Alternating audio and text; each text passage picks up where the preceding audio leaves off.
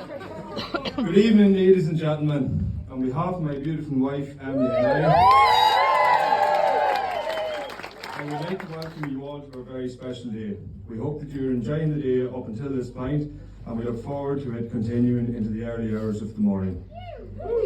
Anyone who knows me will know that speaking in public is something that I'm not very comfortable with, so I'm going to keep this as short and sweet as I can, but I have a number of people that I would like to thank first. Firstly, I want to thank everyone for making the effort to be here today. There are a number of people who have travelled from across the world: Australia, America, Spain, Canada and Loch Agish. I also want to thank anyone who has helped us in the lead up to today, whether it was helping us with last minute jobs that needed to be done, arriving in our homes with generous wedding gifts, or simply contacting to see how they could help us. We really appreciate it. We're very lucky to have so many close family and friends.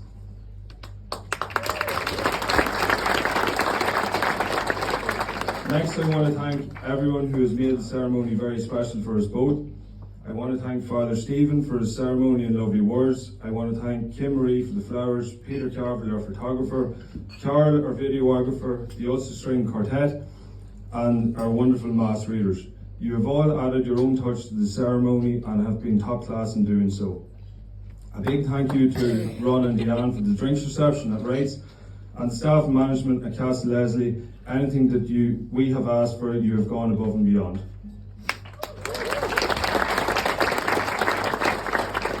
Next, I would like to thank my mother and father, Seamus and Margaret, for everything you have done for me over the years. You have raised me to become the person I am today, and I hope that is someone that you are proud of. Over the years, Mom was the disciplinarian in our house. She tried her best to keep me out of trouble, but wasn't always successful. Dad, on the other hand, was usually a softer touch. He was the one that I would go to if I was in trouble or looking to get out of trouble, and usually he would be successful in helping me achieve this. Them skills were no good to him, however, when at 16 I arrived home with my first and only motorbike, a Suzuki AX100. I can still see Mom's face when I arrived at the back of the house. She was absolutely livid. The local garage was going to be the first call. The bikes were going to be impounded, but after a few days she started to come around a bit, to the point where a week later she had come around full circle. I was on my way home one evening and the motorbike ran out of petrol just over the road. Dad, of course, was away and I couldn't get through to him, so I rang Mom, and sure enough, 10 minutes later she arrived over with a drum of petrol to save the day and get me back on the road.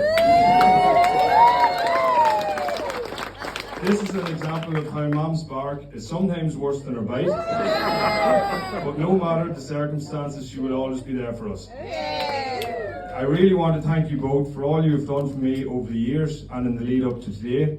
You have been extremely generous to us both, and we want to thank you again for your generosity towards our Day 2 celebrations.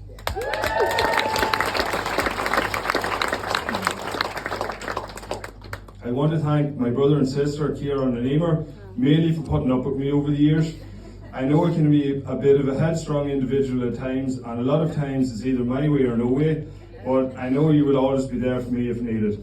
I have a very good relationship with you both, and I am delighted that you've met two great partners in Blonald and Conor.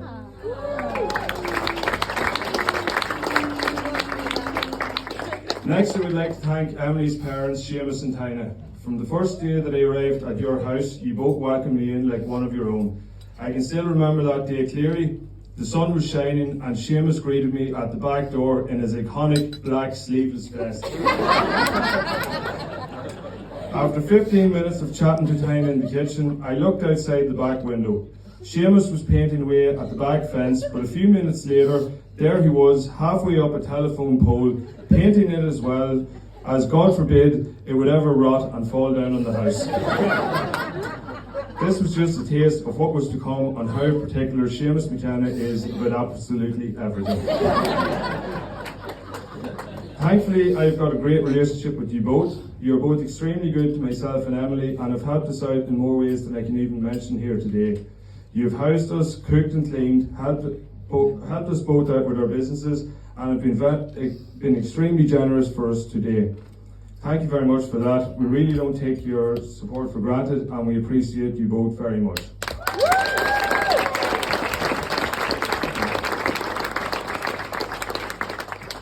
I also want to thank Emily's two sisters, Kiva and Cara. Just like your parents, you have welcomed me into your family with open arms. I am delighted I have a great relationship with you both. You've married two great fellas in Ronan and Brian and have two wonderful families of your own now. I want to thank our gorgeous flower girl Sally for her part in today. I am sure you will agree she took to her role as a princess as a natural.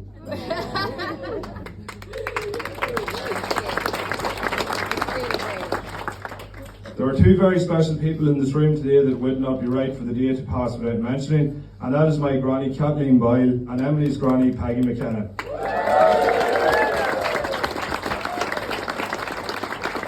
We are both absolutely delighted that you can both be with us on our special day, and we love you very much. So can you all show your appreciation for Granny Boyle and Granny McKenna?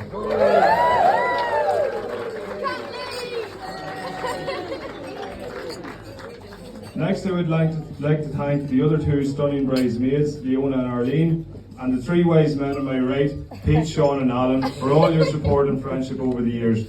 You've all been a great help to the lead up to today between organising stag parties, helping us out with invites, running around doing different jobs. The list is too long to go through everything. Leona actually lives next door to myself and Emily, and she's been bombarded this past month, so I'm sure you'll be glad to get a week off next week, Leona. And now to the most important person in this room, my beautiful wife, Emily. You genuinely took my breath away when you began to walk up the aisle. Myself and Emily were very good friends before we started going out. We always got along very well and had a great connection. In 2018, things took a more serious turn when Emily texted me to see if I had done my cruciate again. I thought nothing of it, said that I had, and that my head was gone. I was laying around the house, couldn't do anything and go anywhere, and the following evening, Emily breezes around to the back of the house, dolled up to the nines, coming from her day's work and shouting, "Lucky me."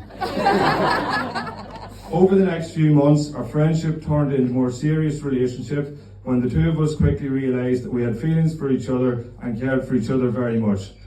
Since then, our relationship has gone from strength to strength. We went travelling together for a number of months, grew closer together, and made some wonderful memories. We moved back home and moved in with each other in Glaslough. The first few months were different to say the least. COVID was in full swing, we were living with Emily's parents, and we were also working at a boot camp with Seamus as he was doing big renovations to a farm over the road.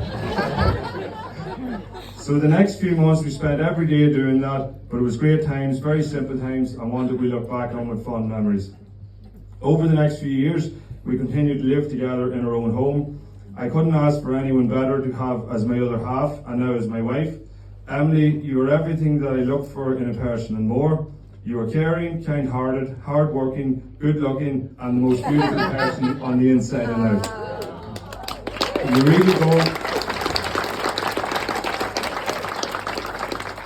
You really go above and beyond to look after me, and I am so happy to be marrying my best friend. So without further ado, I would like you all to be upstanding to the love of my life, Emily Conlon. Cheers, Emily. Cheers, Emily. Cheers, Emily.